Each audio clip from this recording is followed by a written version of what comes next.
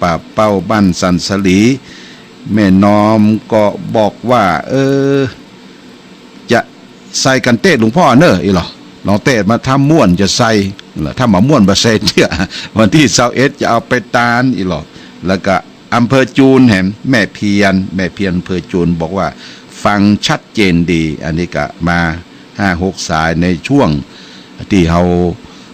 ขาเบรกแล้วก็ในช่วงที่หลังไม้ก็ญาติโยมก็ไปให้กำลังใจขอบคุณอนุโมทนานักมากเป็นเสียงสะท้อนที่ญาติโยมได้โทรเข้ามาเดี๋ยวขออนุญาตรับสายแหมซ้ายเนี่ยฮัลโหลการนมัสการครับหวัดดีโทรจากไหนจากเจ้าโฮมครับโอ้แจ้โฮมปดโทครับผมป้อหยังสมพรครับสมพลเนาะสมพรครับสมควรแจ้โฮมบ้านหยังแจ้โฮมอ่ะบ้านปงดอนครับบ้านปงดอนโอ้ชัดเจนก่อชัดเจนดีครับโอ้ดีละมุทนาสาธุวันนี้ลองฟังทำเมืองนะวันนี้เนอะฟังทำเมืองนั่นละหลวงพ่อก็จะเตะทำเมืองละลำดับต่อไปนี้นะญาติโยมพักสายกำเนอสวัสดีขอบคุณสวัสดีเจริญพร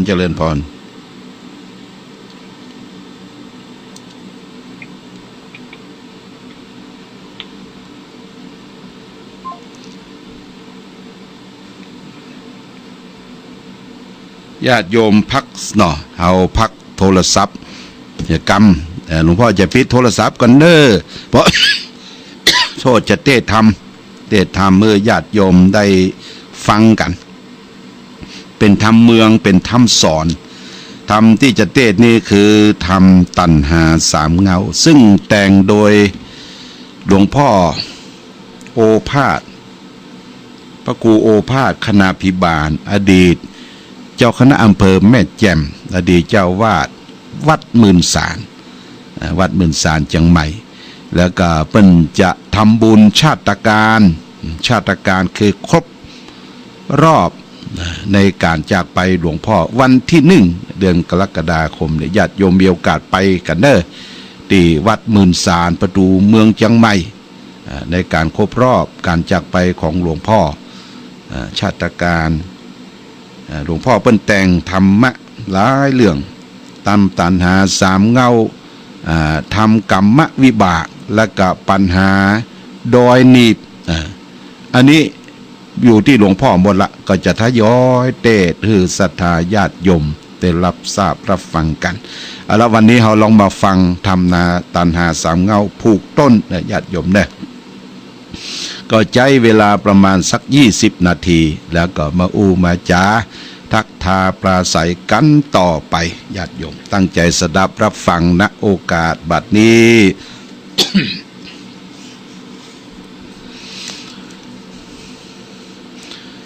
นะโมตัสสะภะคะวันโต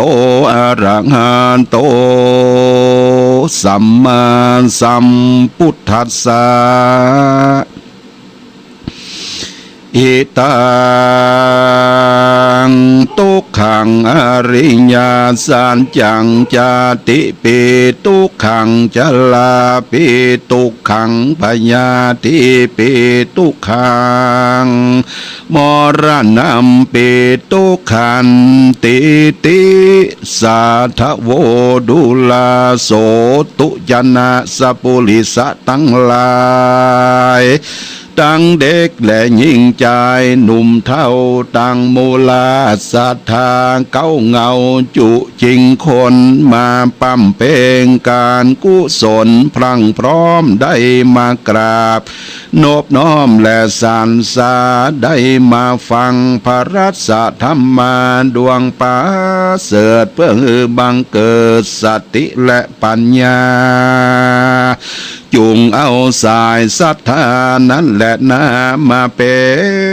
นที่จังมาเป็นที่ตั้งแห่งทานรองเฮดุดดังขันตองใบใหญ่มารองรับใส่บุพภาต่างดวงมาลาดวงดอกไม้ย่อยืนไว้กราบปูจาเอาสัญญานั้นแหละนะมาจำจอดเงียงหูรู้รอดสำเนียงบ่ใจว่ามาฟังเสียงนี่แหละเอามวนฟังเอาล้วนแก่นสารแป่งใจหน่อเจยบานต่อตั้งบ่ได้ปาดปังไปไหนตัดห่วงใยเป็นวางเอาใจห่างการงานการลูกการหลานมาเก็บการไว้ก่อนมายังผ่อนตั้งใน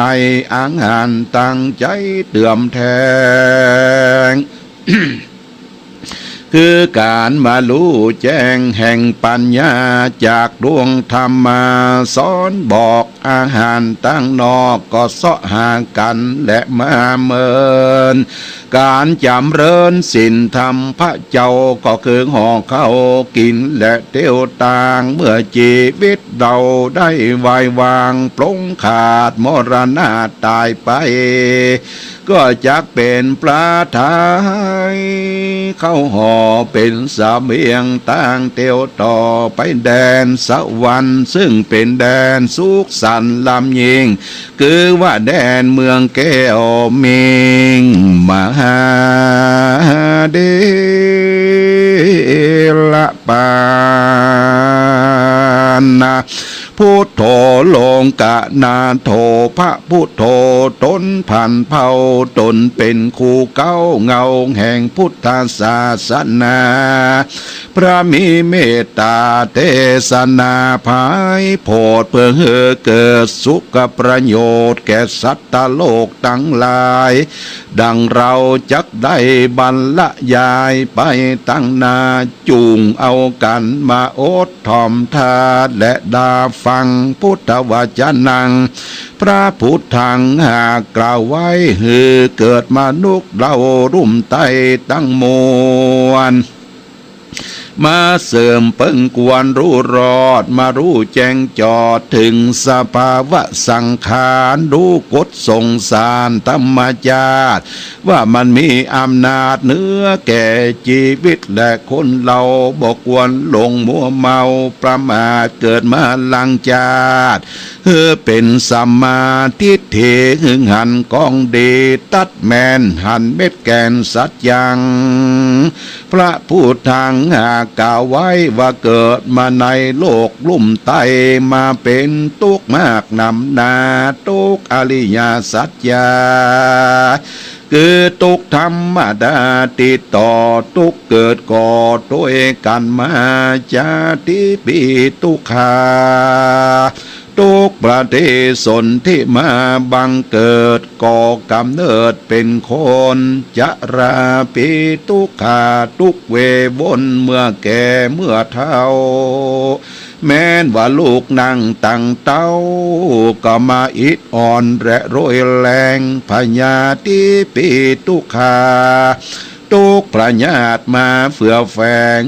ได้มาเจ็บป่วยไข้มรณะปีทุกขาทุกเมื่อไกลมิ่งโมยมรณะอันนี้แหละคือทุกสภาวะขันธธาตุภัยก็บ่ลวงโป้นอำนาจของมันเป็นทุกมาเกาะวันจ่องหอยเป็นทุกสืบดอยตัวกันมาพระพุทธาตนองค์อาจว่าบ่มีความประมาทลาสามากวนพิจารณาที่ทวนก็จักหันล้วนว่าเป็นกองทุกข์และตั้งมวลแต่และนาสัทธา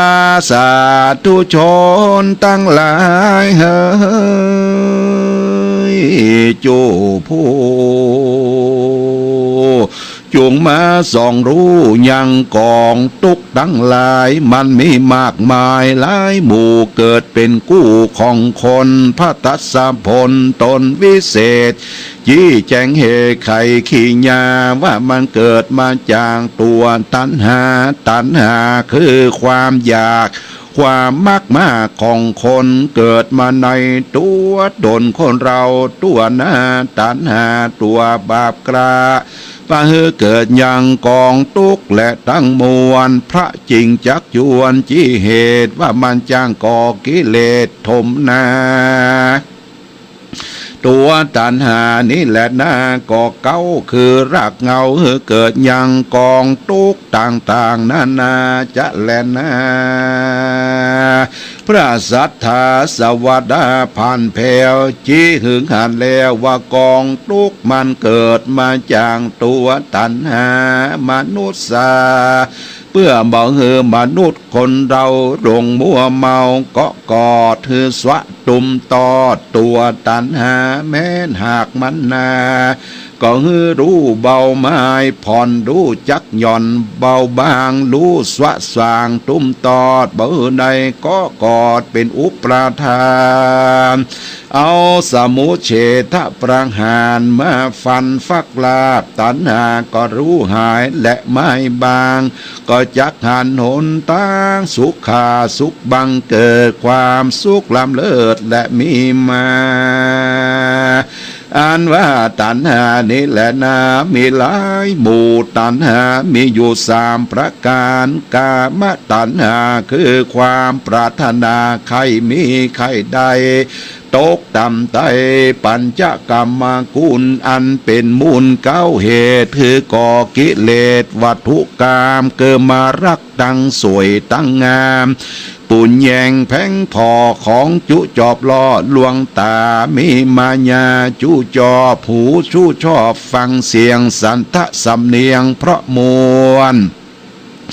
เสียงเร้ารวนปุ่นฟังโต๊กเป็นข้ารู้ดังดมกลิ่นหวานลดลิ้นกลิ่นลำโปตาปาตั้มถูกต้องใจก็มาจ้องก้องยินดีโต๊กเป็นข้าอินทรีย์บวงบาทเข้าสู่อำนาจสัมผัสสาเลยเกิดเป็นอิทธาและอนิทธารมกดแขกโลกธรรมตั้ง8เข้ามาก็กลุ่มขมารารุมเข็นคองก็ย้อนตุกสวงห้องกิเลสตัณหาเลยเกิดเป็นทุกขาทุกมาจองโมหะก็สัมมานองนำปาทุกกับหูกับตากับการก้อยการพอกับสิ่งลวงล่อมายาอันมีสัพพะนานาในโลกห้องของแต่งย่องก็มีมากเหลือหลายตกแต่งร่างกายหล่อหลอกมีตั้งของเมืองนอกของเมืองในแปลงมาจู้จอบใจหือก้อยหือพอมีตังลงเร่าลงรอลงบำเรอมีเสมอพรั่งพร้อ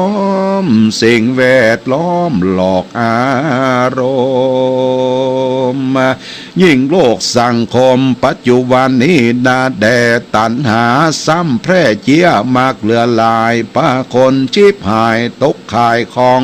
คนออกนอกห้องศีลธรรมหันหลังตั้มศาสนาพระเจ้าคนมืดเศร้าหันพิษกระทำทุจริตลำโล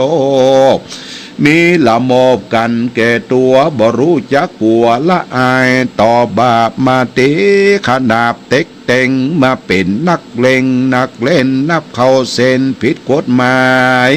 ป่าความชิบหายมาสู่คบกันเป็นหมู่เป็นจุมชอบมั่วสุมพนันขันต่อของลวงล่อกินเงินตั้งอันหาความเจริญบ่ได้ปากันมาตกตามใต้ตุกใจจะแลนา ภาวะตัณหาตัวทวนสองนี่นาแถมเราเป็นตัณหาไม่เอาเผาลนแค่เอาตัวตนเป็นนั่นเป็นนี้กิเลสจางจี้และป้าไปมาเป็นสายใยของขอเธอใจได้เกาะก่อเป็นอุปราทาน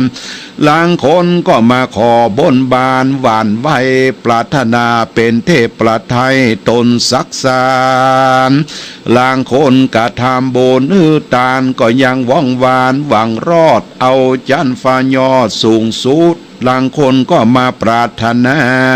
เป็นเทวบุตรเทวดาตนวิเศษก็ยังบ่เสียงกิเลสตัณหา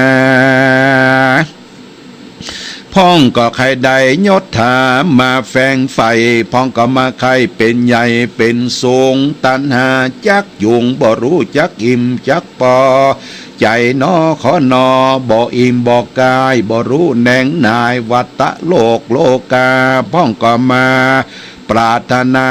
กล่าวอ้างแต่บ่สร้างตั้งกุศลก็ยังบอกหันผลมาต่อพ้องก็กระทำกรรมชอบบุญก็มาตอบตัวเอตันหลังพ้องก็มาปรารถนาถึงสวรรค์จันเขตก็ย้อนกิเลสมีลาย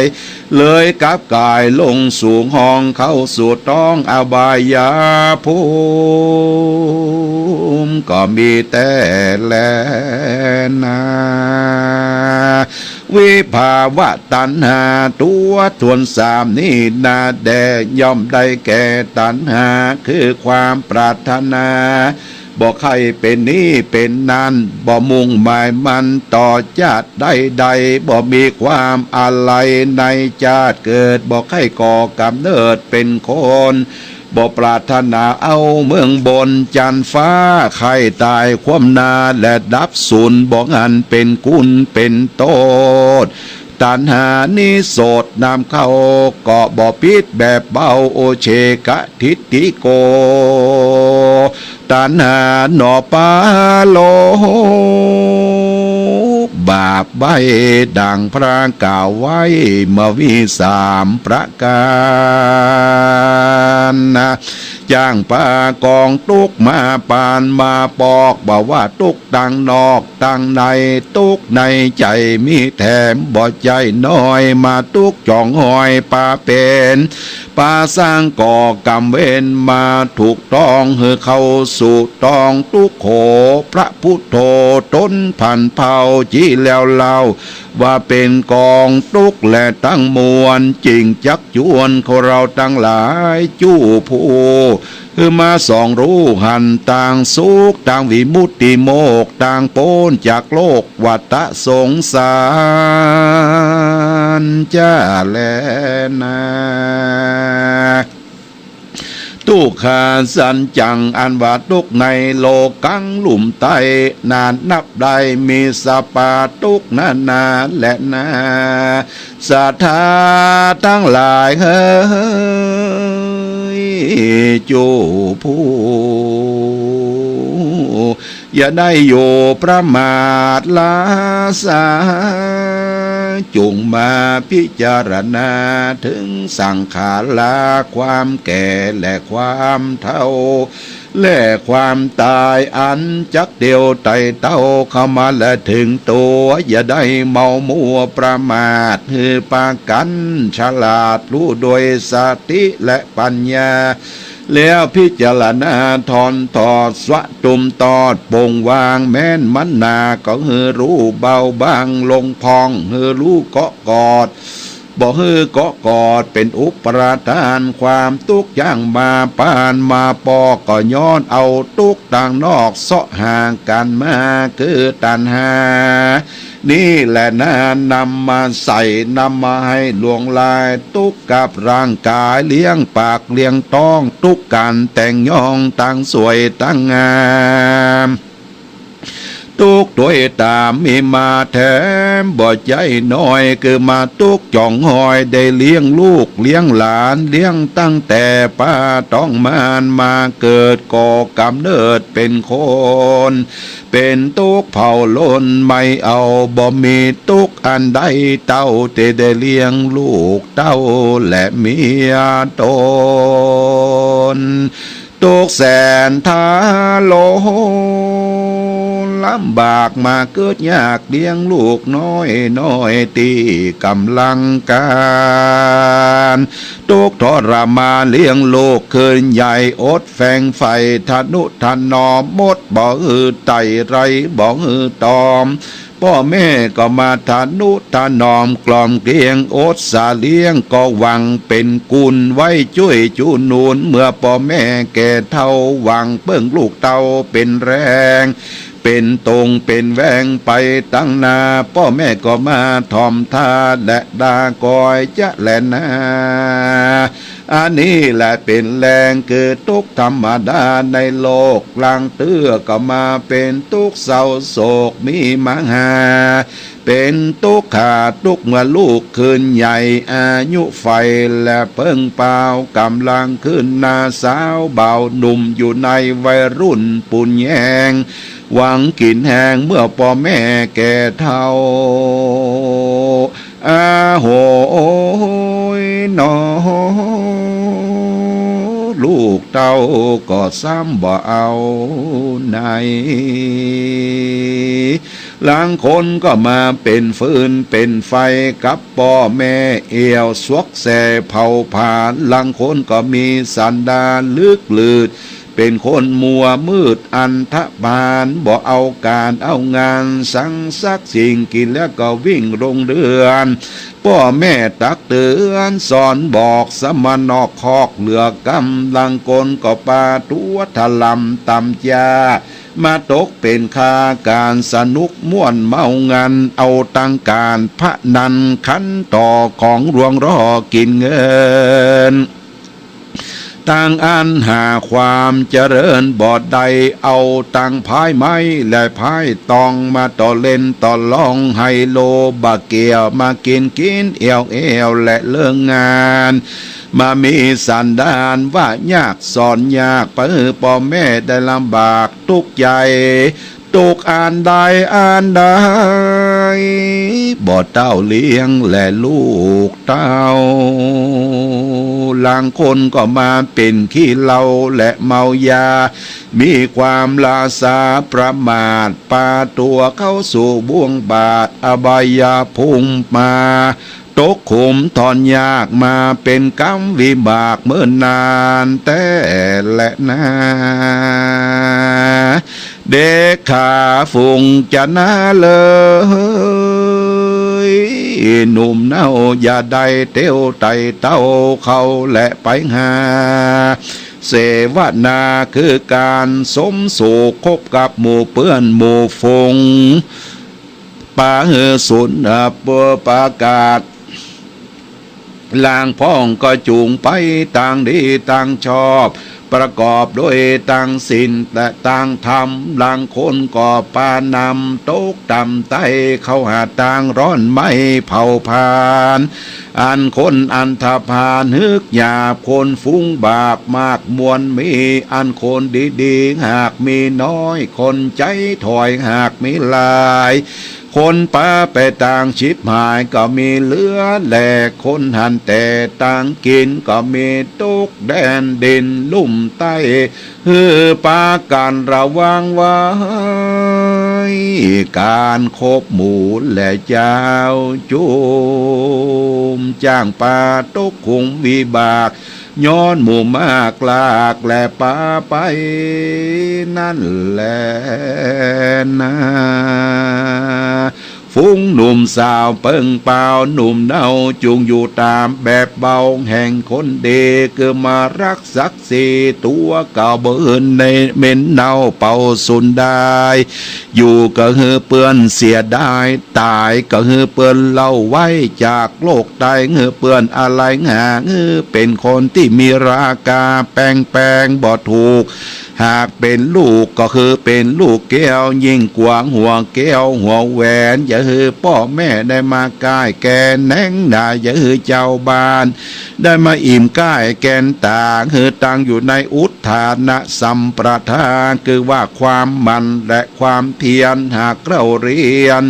ก็คือมันเรียนเขียนอ่านอย่าเป็นคนขี้ค้านเบาปัญญาการมิวิชากับตัวไว้ดุดไม่ไต้ทำแต่สิ่งต่างเดิมต่างอันหาความเจริญไปต่างหน้าหือโกมหนาหาเอานักก็เอาเบาก็สู้อย่ามาโคตรคู่หลังยาวอย่ามาเปิดเปล่ากินง่ายอย่ามาใจจ่ายเกินตัวต่างสุขใจก็คือต่างชอบประกอบต่างสุจริตกรรมนั่นแหละนะศรัทธาตั้งหลายเฮ้ยจูผู้ที่โอดใหญ่มาพร่ำดูหนอดาฟังลดศาสตร์ธรรมังเกิดลดประธรรมพระเจ้าฟังกันต่อเต้าถึงปลายอย่าได้ฟังได้ปังเป่าฟังแล้วเราจำไปแถมในยะหนึ่งนะการตั้งโสตดาฟังแจงที่ก็จักเป็นที่สอนใจการได้เกิดมาเป็นนะคารวาสวิสัยนี่นะเจ้าบ้านมันอย่างยุ่งลางเตือผัวเมียก็มาเตะแตกฟุ้งเปปังบ่สัดจังผ่องแผ้วลางกู้ก็มาเป็นผัวแก้วและเมียแสงลางกู้ก็มาเป็นผัวแปงและเมียรักลางกู้ก็มาเป็นผัวยักษ์เมียผีและเมียเพศย้อนมีเหตุหลายพระการลางกู้ก็มาอยู่สุขสำราญมั่งมุนตุนเต้าลางกู้ก็มาเป็นเจ้าเขาเจ้าของก็ย้อนบุญสนองตัวยตอบย้อนประกอบกองดีลางกู้ก็มาเป็นคนทุกขีทุกขนาดบ่สมความมุ่งมาตรปรารถนามาตุกถูกขามมาดไม่ตุกเลี้ยงคอเลี้ยงใส่การเสาะว่าหากินตุกเมาวินขึ้นลอง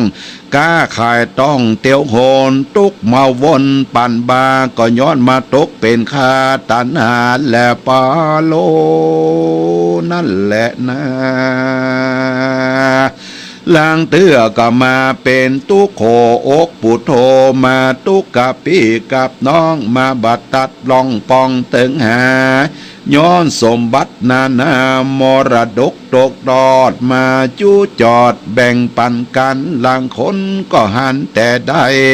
ลางคนใจหมาดไม่ด้วยโลภะโลภบังอำมหันเงินหน้าดำมหันคำหน้าเศร้า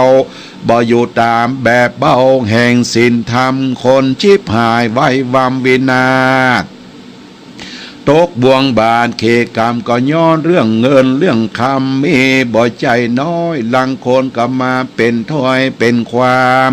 บ่ขับตามศีลธรรมพระเจ้าบ่กันแต่บ่ว่ากันตามแบบเบาสุจริตจุงปากันมาคิดพิจารณาท้วนเททรัพย์สิ่งของล้วนเป็นสาธารด่างกำโบราณที่ว่าไว้ว่าเสียเงินเสียคำเป็นของหิใดงาใดเสียน้ำอกน้ำใจจักเอาที่ไหนมามอสังบอกเกิดพอเล่งดูหลังคนก็มาเป็นสัตว์ถูกกันเหมือนงูกับเขียดถือกำเกลียดโกรธาบอกว่าวงศาพี่น้องมาบลัดต้องป้องเติงหากันเป็นเผ่าปงปันวงญาติบ่ใจจักขาดกันไปในป่าตุกใจตุกมาของอันนี้เป็นตุกกับพี่กับน้องมันจังโหมีจ้าแลนะ อันคนเรานี่แหละนะอันเกิดมาในโลกโลกาลุ่มลาจุงตั้งนาจำเริญธรรมต่างกุศลกรรมควรเตียวไตอดเว้นไว้ต่างมองมัวอันตานตนตัวทะลงทุกข์ลำบากมันหากมีมากลายปาความชิบหายลำโลนนี่บ่โป้นมันหากทรมานต่ำกำโบราณที่ว่าไว้ว่าเสียนี่ฟ้านี่ฝนบ่ปนฟ้านี่ฟ้าบ่ปนกลางวันนี่ตั้งคมบ่ปนตั้งสันกันนี่บ่ตานหัวอกจากแตกกันอกบ่แตกก็จักแบกไปนานในโลกสงสารนี่แหละนะนอมันบ่สาจังแก่นแก้วบ่ฮือแล้วดังกำประนิธานสัทธาสาธุจะนาเลยอย่าได้เป็นคนตันปัญญาบอดเธอนามารู้รอดถึงสังขารธรรมอันมาประจำตัวเราตัวเก่ามันเป็นของเน่าของเป่าของสูญได้จุงมาพิจารณาในร่างกายของเราเขาต้านมันเป็นควางละลวนเปยพุทธปังอสุพังบดีบ่งามสั่งซักเยืองเป็นไปตามเรื่องของโกฎธรรมดาบอกควรลาสาประมาทบอกควรขาดอาหารตั้งใจหาอาหารตั้งในเตื่อมแทงคือมารู้แจ้งตั้งศาสนาเอาวัดเอาว่านั่นแหละนามาเป็นที่เปิงอาศัยเสิงสินธรรมบ่เป็นคนดำกำเศร้าจุงอยู่ตามแบบเบาแห่งคนดีอันคนในโลกีนี่นามวลมากตันหาลากมาเป็นกลางก่อกรรมเวรทมนาทมแน่นซ้ำปาบาปเล่นตัวตันยิ่งโลกปัจจุบันนี่นาแถมเรามีหลายร้อยเต้าทมนามีแต่คนปาราบาปใบคนหันแก่ได้คนหันแก่ตัวบ่รู้จักกลัวความผิดเป็นบาปมาเตะขนาบกินเอาตังจุเผาหลอกต้มเอาจนเปิ้นโลมวอดวำวายมีตังเจิงตังลายเล่ลิ้นคนปลอกปิ้นหล่อลวงพางเสาะหาตังกินง่ายตังจุลายหลอกตูนเอาหลอกตูนเอาก็มีมากนักแต่แหละนะแถมในอย่าหนึ่งนามนุษย์สาอันว่าคนเราจ้างหลงมัวเมาหลงโลกเอากามาโภกมาเป็นประมาณหันว่าโลกสงสารนี่นาเป็นที่ตั้งแห่งความสุขเป็นที่สนุกอันวิเศษที่แท้ก็คือกิเลสตั้งมวลเป็นปัจจัยจักเธอจวนเธอเกิดยังกำเนิดยังกองทุกข์ทั้งหลายลังพ้องก็งงลงงมงายต่างการเล่นการม้วนอดเอาอวนตึงตังพ้องก็ชอบฟังพ้องก็ชอบพอของจุจอบล่อหลวงตามีสัพพะนาในโลกห้องเป็นของจ้องกองเฮลืมตัวลังคนก็เมามัวกันตั้งเราลังคนก็หันปอแก่ปอเท่าและก็ยังเมาโซเซโซเซใจยังบอกหันเหปิกปอกยังจมอยู่ในคอกสงสารสังบ่ละอายหลานลูกเจ้าบ้านดูถูกและดูแค้นสั่งบ่แงนแยงดูพอแว่นพอบ่แม่นตัวเราหันเป็นเงาเท่าโกกโบกบ่อันกอดตักน้ำใส่กะโหลกแง่งเงาพอบ่เล่าแต่เล่าคนเท่าก็ซ้ำบ่รู้สึกตัว มาไข้หัวเหมือนบีงให้เท่าขี้ไรศอกกอกหัวก็ปองอกข่าวพรเขียวก็มาคอนละลูดเตวตูดก็ปอมาเตือนอายุปีวันเดือนใดเต้าใดหากนับใดอายุอันจักมาตั้งหน้ามันหากไกลกว่าตั้งหลังปากันระวังสังเกตตัวกิเลสจ้างมาปานมาเป็นมาเกิดเกิ้งมานองเนื่องอารมณ์อันว่าโลกสังคมนี่แหละนะมาปากันกิ่งเกือกมาข้ามเขือกกันชิบหายบอกว่าของกล้าของขายก็มีหลายจำแนกมีแปลกหลายประการนับตั้งแต่อาหารการแต่งยองของโต๊ะแต่งห้องหอเรือนมีตั้งเฟอร์นิเจอร์มีปะเลอมากหลวงลายของสุขสบายร่างกายภายนอกเสาะมาปอมาปอกบานงามสวยอันคนร่ำรวยหากเนี่ยได้มีได้คนตุกหอไรตุกยามอับโจรสมดันลนคิมเขือกมาเสาะเสือไข่ใดไข่ดี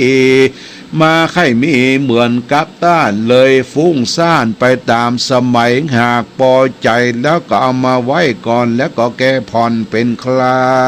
วบอกว่าเงินเดือนเงินดาวเสาะมาปอมาปอกออกดอกบานงามดอกเบี้ยก็มาลามติดไตมาเป็นตุกใหญ่ตุกมาไล่มาเตือนถึงกำหนดเดือนมาไขว้เจ้านี้ก็มาถามไทยทวงเงินวางความเจริ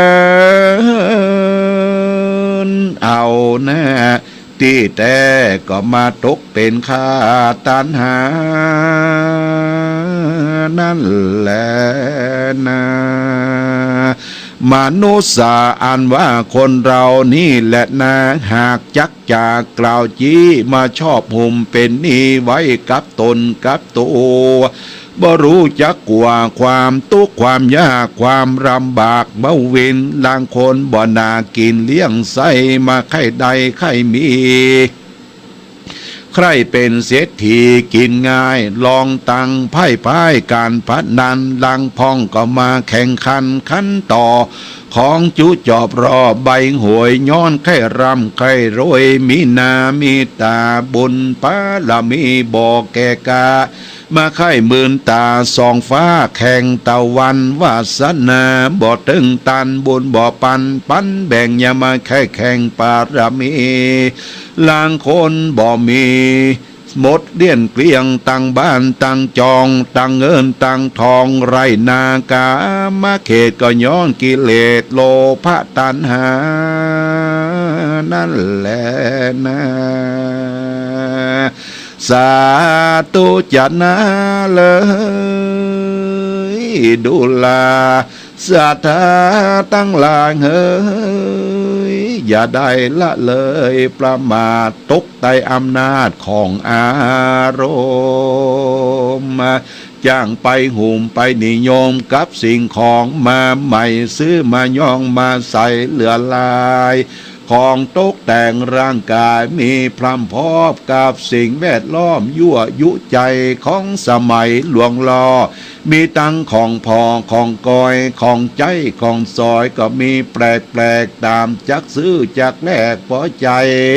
ตั้งผ้านุ่งขัวใบกามะโพกปะหือคนเอาโลกนั้นมาบังทำหันดังตั้มศาสนาพระเจ้าบ่ปากันเข้าสู่วัดวาอารามบ่ด้วยตามคนโบราณเชี่ยเผาปังหือเป่าเสียมสูนไปของเมืองในป่าออกของเมืองนอกป้ามาบอกว่าตั้งภาษากรรมจากรรมบ่เรียนร่ำรู้ลืมตัวมาปุ่นดีกูคนที่จะเกิดมาตั้งหน้าระวังจักตกเป็นข้าขาดเป็นไตรบอกว่าไปไกลปาไก่ว่ากันในปัจจุบันวันนี้คนปาการลบหลีกลี่จากศาสนาเข้าสู่วัดสู่ว่าไปบ่จางบ่ลั่วจักไปนั่งชันใดย้อนเครื่องสมัย นั่งบ่ได้กราบใบก็บ่เป็นเกณฑ์ของก็บ่จ้างก็ย้อนเหินห่างศาสนานั่นแหละนะอันตัวเรานี่แหละนะมีโมหานักนองโลกจุงจ่องวั่มวายละดาล่างปองก็มาลงงมงายตั้งบาปบ่รู้ขนาบตัวตนลังเตื้อมาปุ่นดีใครหัวคนแก่คนเฒ่ามาเป็นคนเปล่าคนได้บ่มีการละอายเฮอคนหนุ่มคนน้อยบ่ใครจักเรียบร้อยตั้งกิริยาการตั้งวัดตั้งวาบ่เอาใจใส่เอาตั้งกบตั้งไก่เป็นอาเจนเรื่องตั้งศีลตั้งธรรมบ่สนำจำไว้ตั้งกรรมสากรรมไว้และกรรมปอนบ่รู้จักสอนจักสามบ่รู้จักปั้มเป่งเปลี่ยนบ่อดใจเลียนตามแบบเบาเป็นคนเท่าก็เพื่ออายุสังขารถึงข่าวลูกข่าวหลานมาสะหัวดำเกล้ามาตานขันเข้าปีใหม่วันดีคบควายมีวาสาเข้าออกคนเท่าหัวงอกก็บ่จังปันปอนนะบ่รู้จักสอนตัวเก่าปะเป็นคนเปล่าอนาถาเป็นคนที่บ่มีลากากับเพื่อนเขาเรียกว่าเท่าเถื่อนลงเมืองแลนานี่ติตังขีญาสังวรณาวิเศษจากห้องเหตุตัณหาสามเงาอันเป็นผูกเก้าก็บังโกมสมเร็จเสด็จท่านสาธุชนทั้งหลายได้ฟังธรรมตัณหาสามเงาผูกเก้าผูกต้นเพื่อนมีอยู่3 ผูกนะ3 ผูกก่อนอื่นต้องขออภัยกับญาติโยมซุ้มเสียงอาจจะผิดเพี้ยนไปเพราะว่าการเทศนั้นถ้าเฮาเทศถ้ามันมีไมค์เอ็กโคน้อยนะซุ้มเสียงก็จะเป็นไปได้ดีนี่เสียงมันปอดเสียงปอดและเสียงป๊อดสงสัยถ้าจะแก่ละญาติโยมนะจะแก่จะเท่าอายุวัยสังขารส้มเสียงมันก็ผิดเพี้ยนไปแต่ก็ได้สาระประโยชน์เนื้อความของธรรมเนื้อความตัณหาสามเงาตัณหาแปลว่าความทะยานอยาก3 เงานะกับมันเป็น3 ปุ๊กญาติโยมเปิดเอาเงามาใส่เนี่ยคือมันอร่อยคือมันสมกับว่าฟังแล้วขึ้นใจตัณหา3 เงาก็คือตัณหา3กามตัณหาคือความมากในกามคุณ5รูปเสียงกลิ่นรสโผฏฐัพพะภาวะตัณหาก็คือความอยากเป็นนั่นอยากเป็นนี่อยากเป็นผู้ใหญ่บ้านอยากเป็นกำนัน